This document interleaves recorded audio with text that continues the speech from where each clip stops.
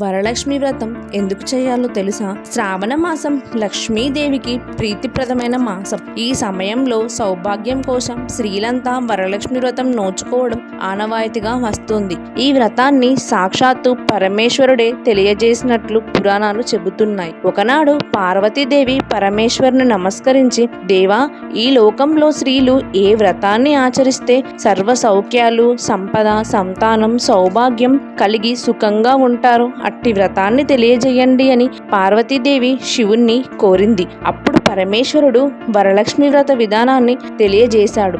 ఈ వ్రతం వల్ల స్త్రీలకు సంపద, సంతానం, సౌభాగ్యం కలుగుతాయని సాక్షాత్తు పరమేశ్వరుడే తెలియజేశాడు. చారుమతి అనే నిరుపేద బ్రాహ్మణ స్త్రీ ఈ వ్రతాన్ని ఆచరించి లక్ష్మీదేవి అనుగ్రహంతో సకల సంపదలు పొందినట్టు వరలక్ష్మి వ్రత కథ విధానం ద్వారా తెలుస్తుంది. శ్రావణ పూర్ణిమకు ముందుగా వచ్చే శుక్రవారం నాడు ఆ ప్రాంతంలో నివసించి మిగతా స్త్రీలు సైతం ఈ వ్రతాన్ని ఆచరించి సర్వ సంపదలను పొందారు.